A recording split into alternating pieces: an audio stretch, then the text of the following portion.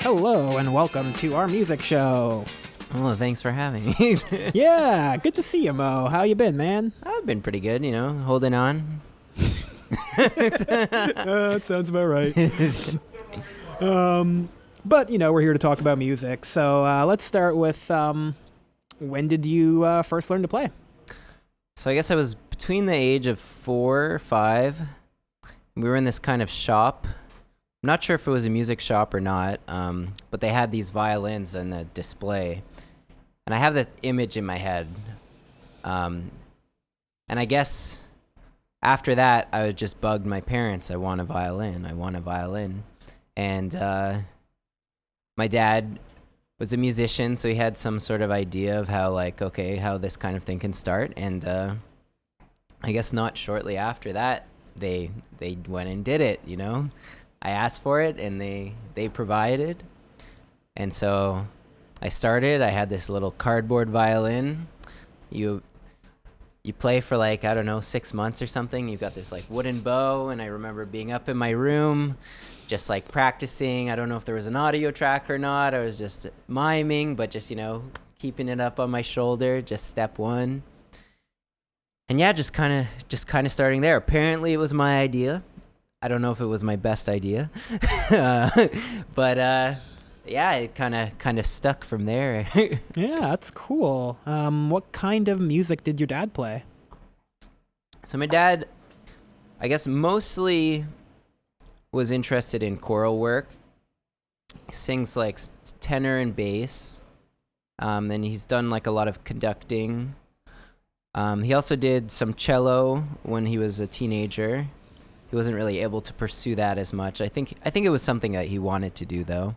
And then also he went to York and he studied Indian percussion, African drumming, musicology. He's very knowledgeable, and he's very strong fundamentals as a musician and just knowing about music. Yeah, very fortunate to have someone like that around in the beginning. Mm-hmm.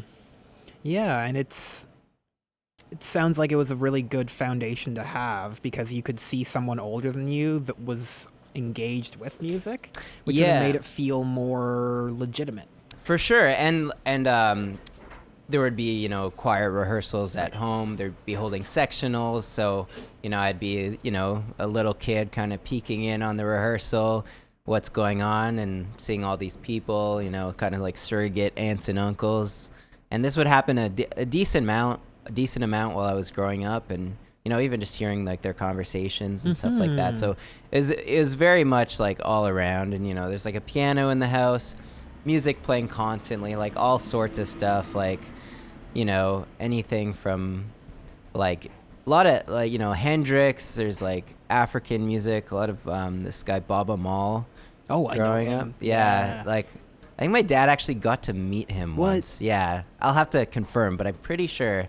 But yeah, just lots of musical influence going on, and classical, and some jazz, wide range. Mm-hmm. And once you started with the violin, your parents kind of nudged you towards classes, or were you I wanna? Well, yeah, no, it was very much okay, we're gonna put you in lessons. I started, I think, it's hard to remember, but I think it was just a one-on-one, go to someone's house kind of thing to start. And then I did some lessons at the University Settlement House, which is, I don't know what's going on there now, but it's just right by OCAD. Okay. There. And then from that, I guess a few years down the road, it was okay, we're going to put you in the RCM, the conservatory downtown, and kind of, that's the main line, right? The normal path to go. And it was great to have that, my dad knew at least where to send me and stuff and get it on track. I don't know if everyone always has that, but yeah, it was very a standard violin start, I suppose. Totally. Was there something about the violin that kind of jumped out at you or spoke to you? I think what it came down to is really the connection to the human voice. Yeah. And I think violin and cello even more is I think that really is the goal. because that is that relatable thing to people. And I think that's why a lot of people like this instrument. It's obviously it's very like romanticized and stuff, but I think really because I've had conversations with a lot of random people, at a show on the side, and like, they'll come up to you and be like, "Oh, I love the violin," and all that stuff. And I don't think they know why, but I think it is that like it connects to the human voice, and that's what people can relate to. And it does in kind of like a softer way than, maybe a brass instrument might as well, right? Yeah. And the range for sure as well. It's like you can cover different voices. You can go from like the low male range to like the high like female range. Right. Yeah. That's really interesting. Do you think was there a moment when you were a teenager when you were like, you know what, I am gonna do this? I think at a certain point, yeah. I had this kind of like deal with my dad at a certain point because I don't know if I mentioned, but yeah, like I wasn't like the best student. I was definitely interested. I definitely had, I guess, like natural talent. Yeah.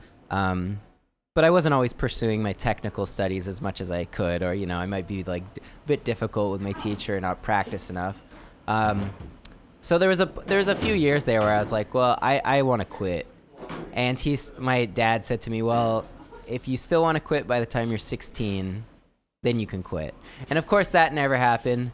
And I think he knew how I felt, maybe, because it's not that I didn't want to do it. I think I just didn't really want to do classical music. Right. Like I was so drawn to these other styles. And it's funny, like now as an adult, I listen to a lot of classical music and really appreciate it, but I really didn't back then.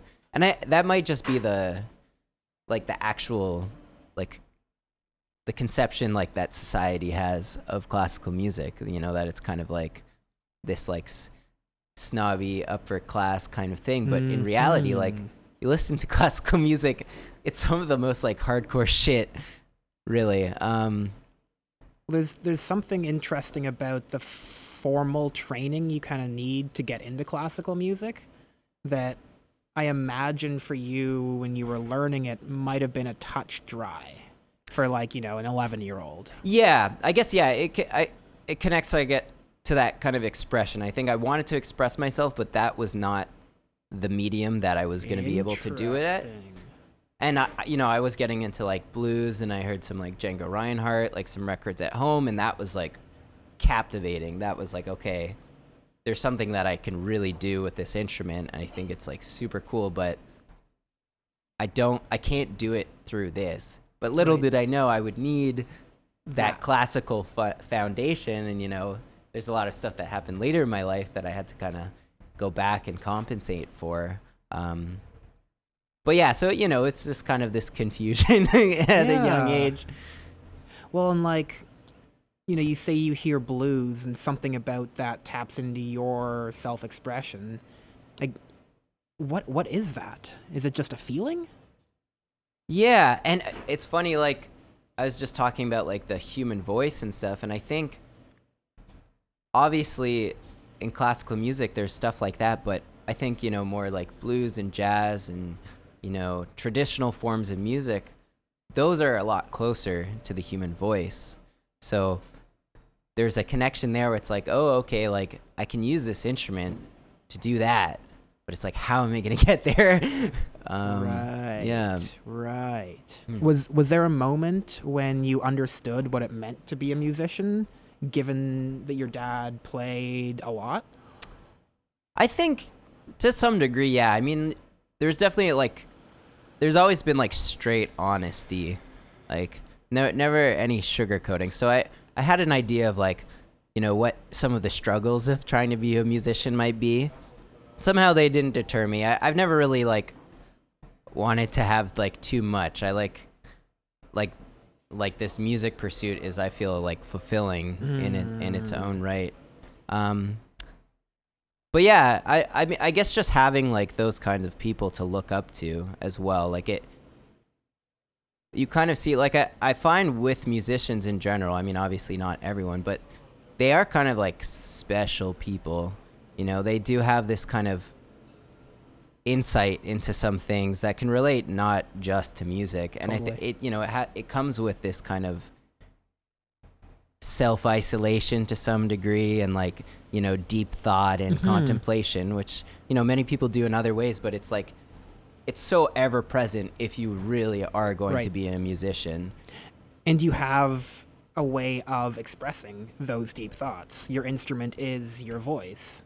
Yeah, it's all about breaking that barrier, like between, technique and expression, or technique. There's like a Miles Davis quote, I think, and he like talks about like breaking the barrier between, I think it's like technique and the soul or something like that. Like when he says it, it sounds really fucking cool. Yeah.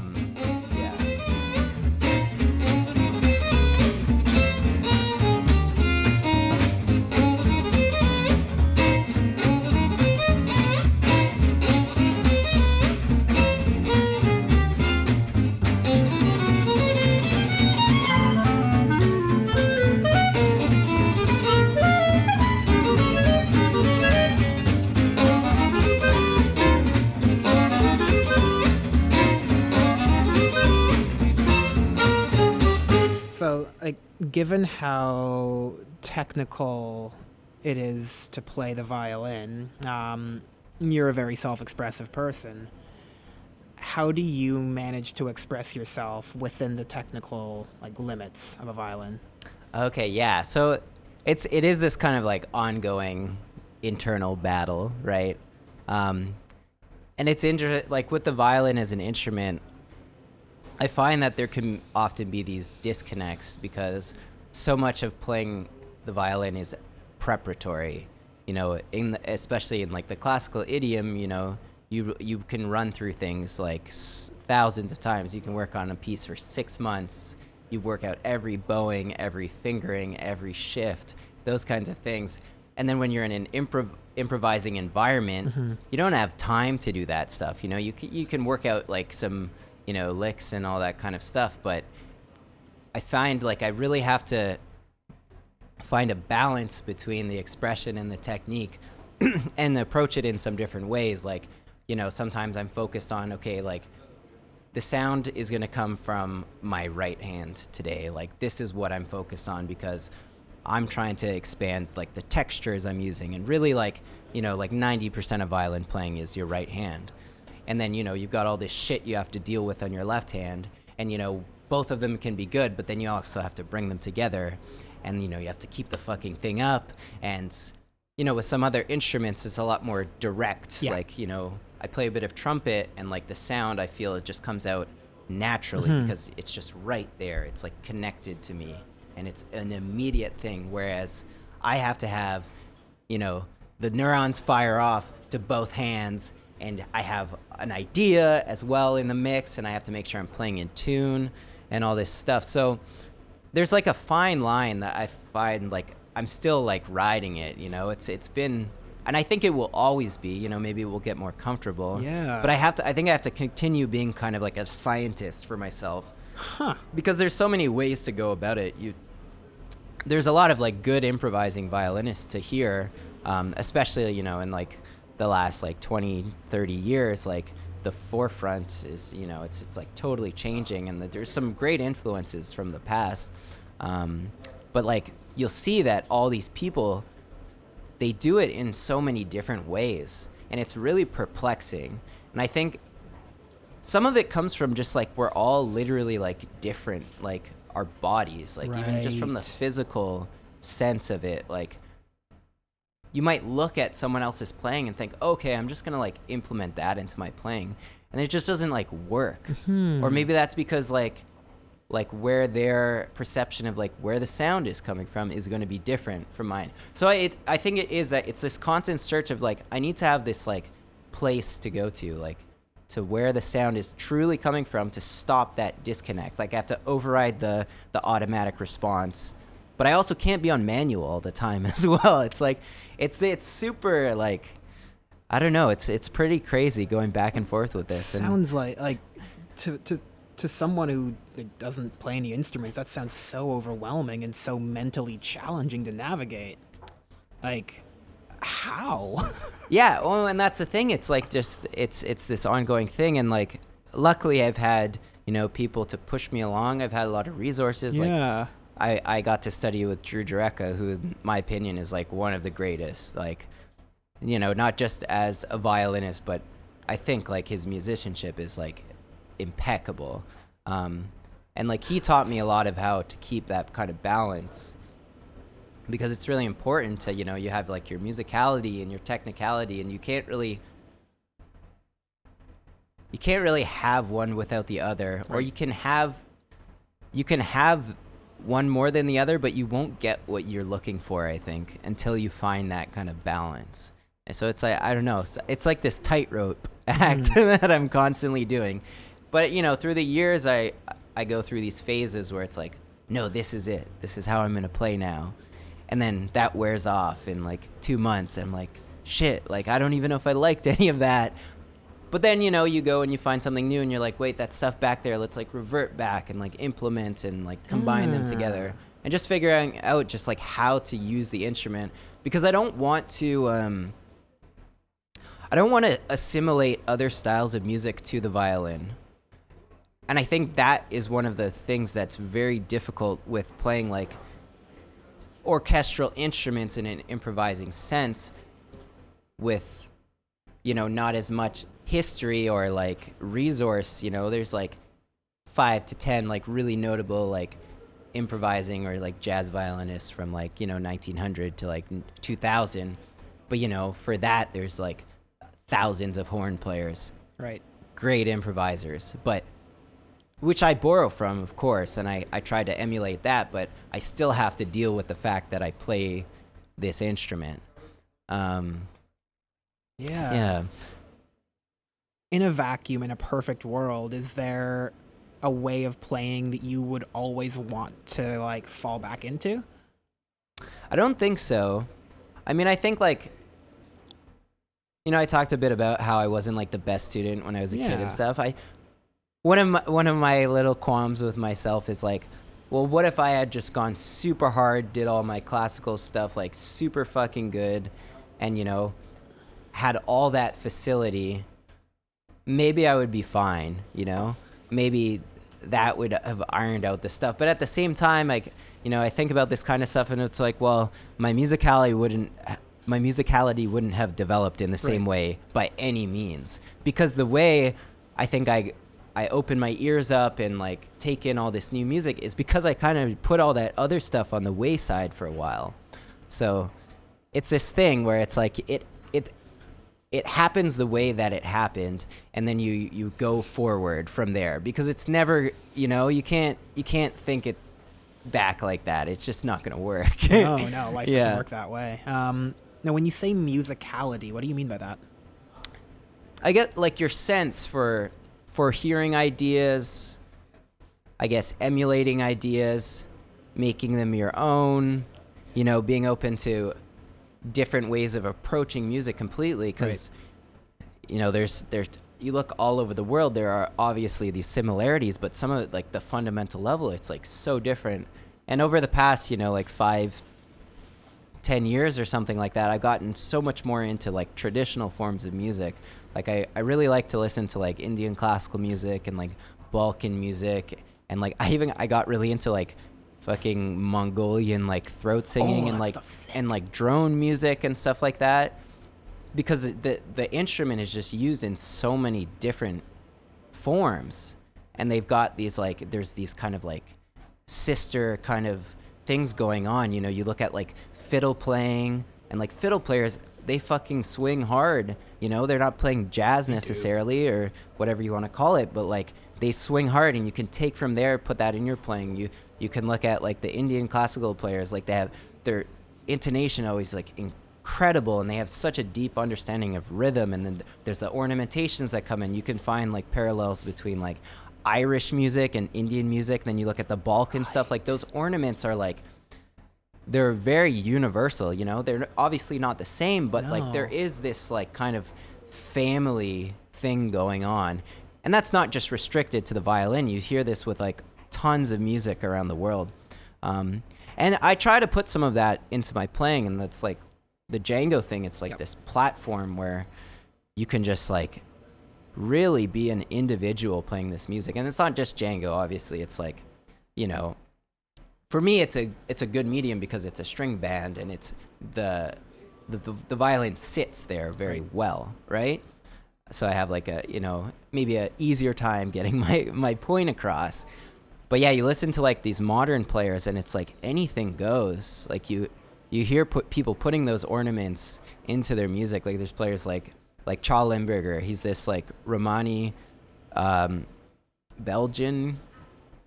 I got to meet him once at like a Django festival in the US, and he's blind, and he's a guitar player, he's a singer, he's a bass player, clarinet. He started playing violin when he's 17 years old, and he's like one of like, it's just like, I don't know, he's up there like, you know, top 3, like 100, maybe even number 1, you know. And like just seeing like what he does, and then some of these other guys, it's like, whoa, like the stuff that they are imposing on the music is like incredible. So that's definitely like really heavily influenced me. And you know, sometimes I'll be like putting in like, you know, like maybe some little ornaments or like rhythms from other music onto this stuff, or like, you know, I get into some sort of like gospel-y kind of like vibrato, like, you know, just from like being obsessed with R&B, and like there's this violinist, Ashanti Floyd, who like, you know, it's like if you had a violinist instead of like a singer at church. Like it's fucking nuts. And it's just like, this all ties back to this like human voice thing. It's like, because the instrument can kind of like project any culture or language right through the instrument. And this, sorry, I'm like rambling, but that's amazing. This Chaw guy, I was listening to an interview of him once, and this guy's like a fucking genius. He wanted to learn like Hungarian music, and he decided to learn Hungarian before he learned to play the music, because discussing with his teacher and stuff, he realized that like to really play the music, he had to speak the languages because of how the phrasing comes across. And this is some shit tied into like, my dad used to talk about this stuff, and I really understood this. Like my dad's like mixed, like he's like, you know, he's like black and like Nepalese and like native and stuff, but he would talk about like, listen, like his mother, he's like, listen to, you know, like Sarah Vaughan or Ella Fitzgerald, and I actually, you know, I hear like my grandmother's voice in there.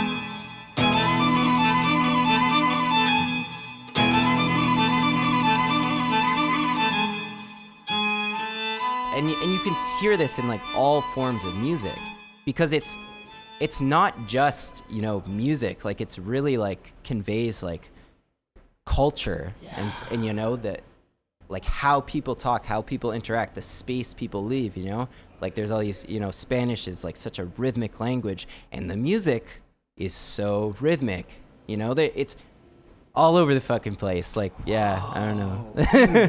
Well, there's so much in there, man. I think like one of the things that jumped out at me right away was this idea of a universal sound, where there are certain sounds that translate across cultures, and you find them everywhere, that speak to like what, a universal human experience, maybe. 100%.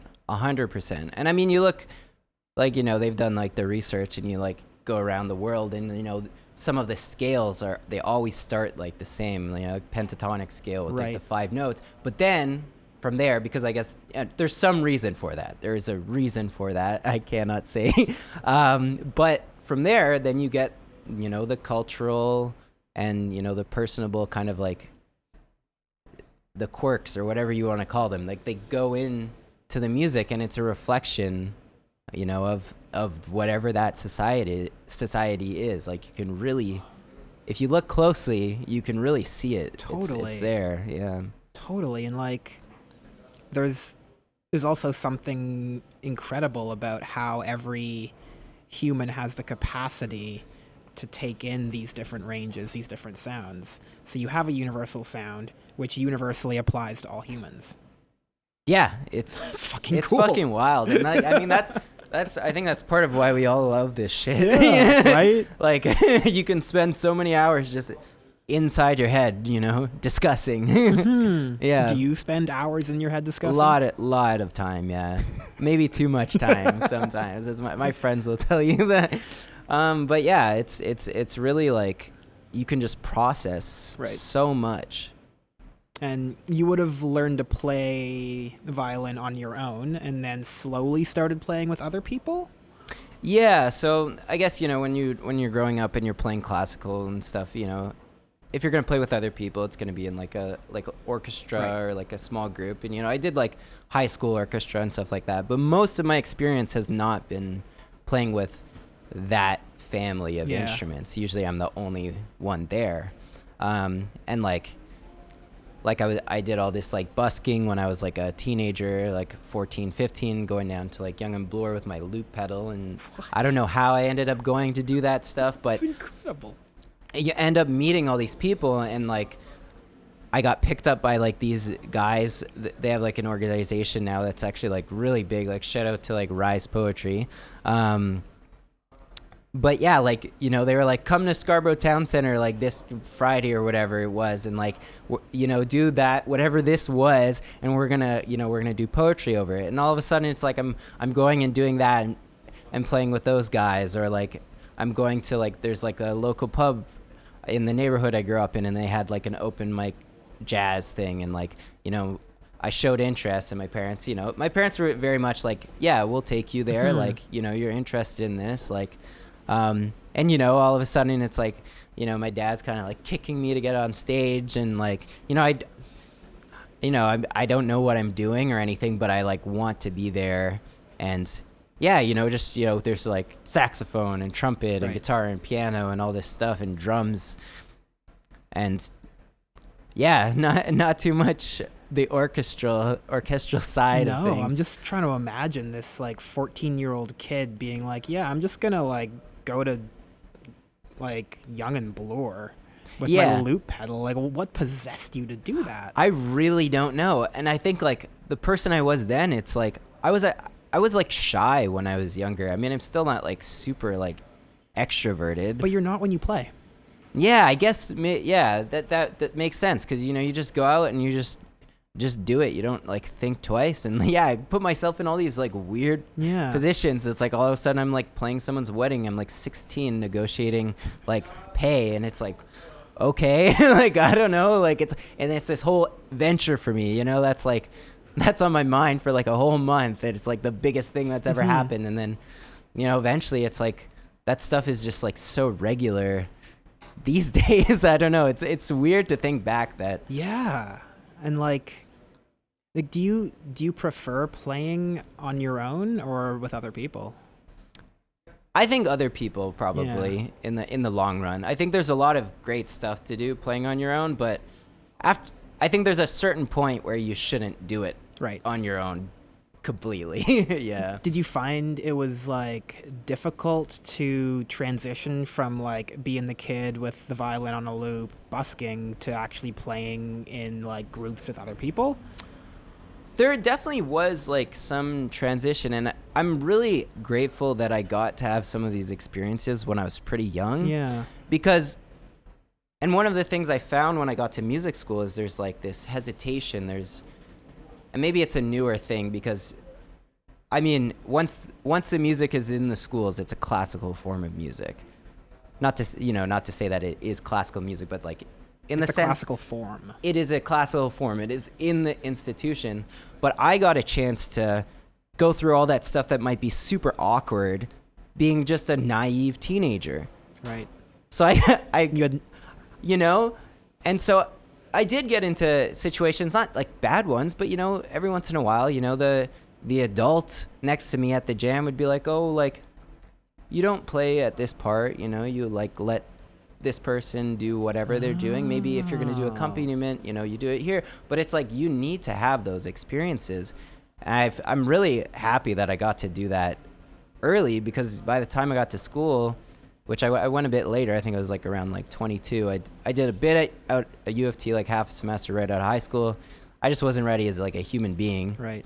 But yeah, by the time I got to school, it's like none of that stuff ever occurred to me. And I was very like conscious of like a kind of group environment and, you know, hearing other people's voices. You know, you don't want to have an ego. No. You don't want to have a lack of an ego either, I guess, but you have to find a balance there. It's that tightrope again, isn't it? It's the tightrope, yeah. Was there something that kind of nudged you towards going to school? Well, so there was like a few years, right? So I go to U of T, I dropped that. I'm not ready technically as a player either, which is one of the things I realized. And I kind of like fucked off for a couple of years, and I was like playing in this folk punk band, which was like super random too. Whoa, cool. We were playing at like punk houses. There's like the Arcade in Toronto. There's a place called the Radish House in London, Ontario. You know, just those are a good few years, you know, just like getting into all sorts of random shit, like drinking moonshine and like all this stuff. Yeah, just, you know, having those experiences. But I knew at a certain point that if this was going to keep going, that I had to clean up. Oh. And I knew Drew Dureca was there at Humber, and I had met him before. I had auditioned for Humber and for some stupid reason not gone. And that's another thing. There's this whole like, I mean, I think it's good I didn't go to school and that I went later anyways. Even I don't think I should have gone to Humber to start. I shouldn't have gone anywhere to start. But there's this thing where, and I think be valuable information is like, the reason I went to U of T is just because I thought it was a better school. Even though the better teacher was right in front of me and I knew it. And that was like a super strange thing. Anyway, I'm happy things worked out the way they were, but it's like, I knew that if I wanted to keep going, I had to go. And luckily I had a place I knew to go. And I needed someone to like kick my ass, basically. Totally. And that's where I got it. And I was told the truth, and I appreciated that. And it wasn't always easy. Definitely, I mean, it's still not easy. I still feel like I'm playing catch up to this day, but I think I've gotten somewhere. Yeah. No, totally, dude. And like that feeling of playing catch up keeps you inspired and keeps that fire burning, doesn't it? Yeah, definitely. And with the access of information and like the stuff we can see now, it's like, how can you not keep going? I mean, obviously there's hard times, but it's always going to be there. And like, you know, you get in slumps, but like you just build on your experience. No, totally. Yeah. And like, it's interesting that you went to U of T, but after a couple months, you were just like, nah, I'm not ready for this. And that, I'm assuming that would have been 18-year-old you. Yeah. Like, you know, you're a young cat. You don't really know yet. But you had the kind of wherewithal to be like, no, this isn't for me. I'm not going to force myself through this. I'm going to remove myself. And then I'm going to go out into the world and experience music and different styles of music, right? Yeah, totally. And I can't say that all that was like totally on purpose, but no. I'm really glad it worked out like that. I'm glad I have, like, my parents are like the best fucking people in the world. I know that not everyone can just do that, you know? Totally. And be like, oh, yeah, I changed my mind. I'm just, you know, whatever.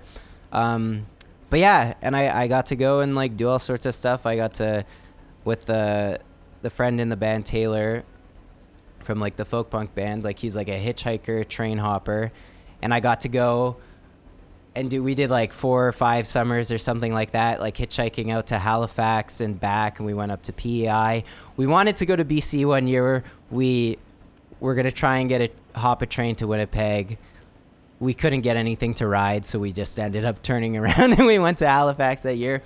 And like hitchhiking and like still, I'm like, you know, maybe with what I've told you about before of like being a teenager and playing and stuff, like, yeah, I'm getting out of my comfort zone, but I'm still like shy. And then all of a sudden I'm like hopping in strangers' cars with my friend and, you know, going who knows where. And that's just like, that experience just deletes hesitation. Like, I remember after like a couple of summers, like I was like not the same coming back, you know? Whoa. And like, you know, we rode the train from like Halifax to Montreal, like 30 hours. How do you get on a train? So there's like, I mean, it's different in different places. First is like, also like, don't do this. Like, no, like this isn't like, I'm not promoting this. I'm not saying it's like, anyways. Tell us. But yeah, from my experience at least, it's like, so, you know, you go somewhere near the train yard. In Halifax, it's like a great spot. I think it's one of the easiest hops in the country, apparently. And also my parents they don't know about this.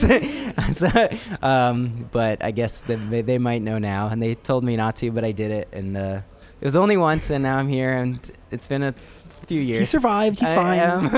But yeah, story. So you're like near the yard, and the train builds up. You know, it goes like kind of like in and out. They add on cars to it, and then it goes out and back and forth for however many hours. And you're out there in some bush watching it, scanning for stuff you can ride. They've got different types, and like, you know, the ones you generally would ride are called like buckets, and it's, you know, it's like there's like a freight container in the middle, and either side there's just kind of like a space. It's like a bucket, like it could be like a giant bathtub, and there's a floor. Or there's also, you know, there's suicides where it's like the same thing, but it's like half floor, which some people ride. And I know some people who like did do that stuff. I wouldn't do that. but yeah, like so you wait and you scan, you get on the train, it's not moving. I think that's like a common misconception, is a lot of people think like train hoppers are like fucking grabbing on and like hopping on, which, you know, people have done and I'm sure still do, but like, you know, people die doing that, people lose limbs doing that, like, don't fucking do it. You need your arms.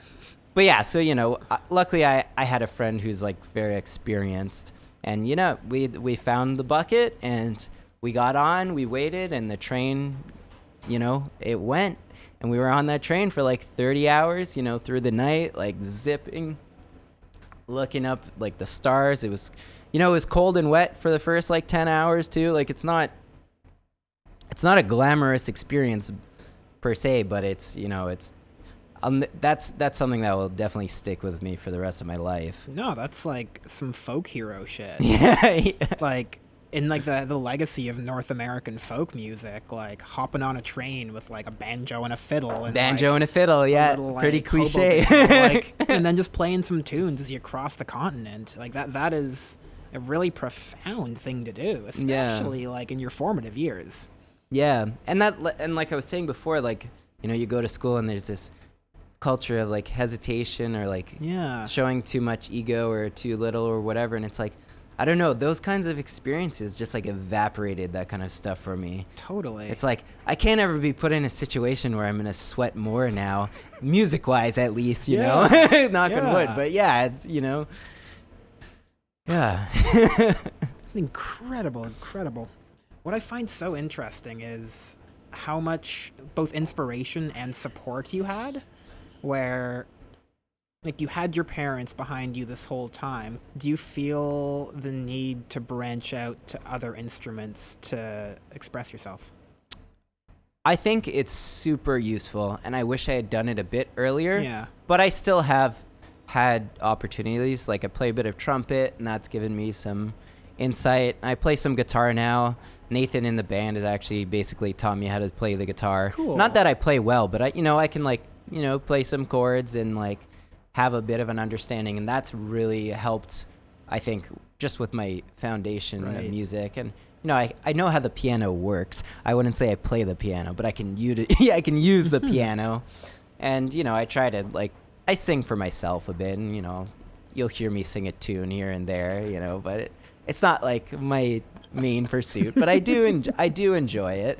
But yeah, I think it's it's super valuable to have not just one output. Totally.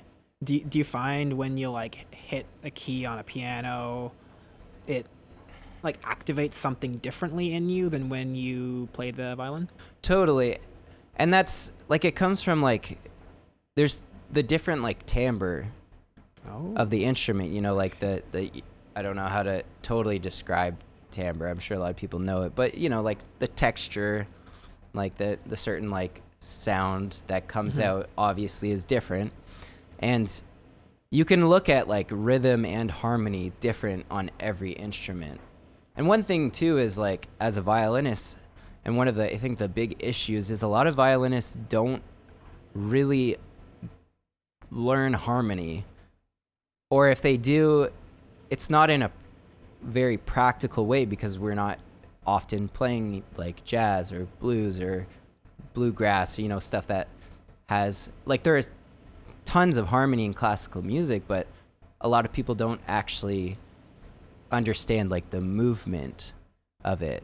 And there's a like a Barry Harris video I love. He talks about like Chopin, and like, you know, in jazz, like they use the term like changes for, you know, like I guess in simple terms, like the chord progression. Right. And he talks about how like, he's like, these classical pianists, like they don't know what they're playing. Like they're playing it so well, but he's like, they don't know like Chopin changes. And then he goes and plays some shit, and he like, you know, tells you what it is. And it's like, you can relate that to like, you know, modern jazz, like right away, and all this stuff. Like, whoa. So yeah, like other instruments, super important, because I definitely didn't learn harmony on the violin. It's definitely, you know, through some other instruments. And also, you know, it's a study, you know, it's definitely something you have to learn.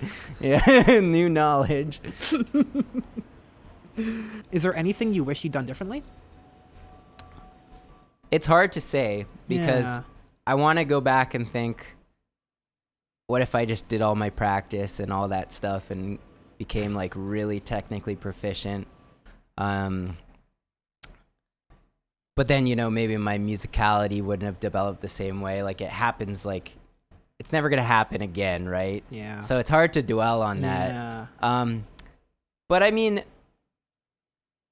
maybe just to like listen more, even, you know, get even broader. I'm sure I could have always been broader with what I was listening to, and maybe just listening more. And like expose yourself to more different styles to get your crazy brain going. And just more hours, you know, just more time listening, because that when you're younger, that stuff really sticks more. I mean, I'm not like old yet, but I can already feel like it's not the same. Like the mind is not the same sponge. No, it's not. That's a really nice place to kind of leave off, I think. Just listen more. Yeah. Talk less. Talk less, listen more. Music makes the world go round. Something like that, yeah. Cool. Yeah. Well, thanks for coming and talk to us, Mo. Yeah, thanks so much for having me. I really appreciate it. Yeah.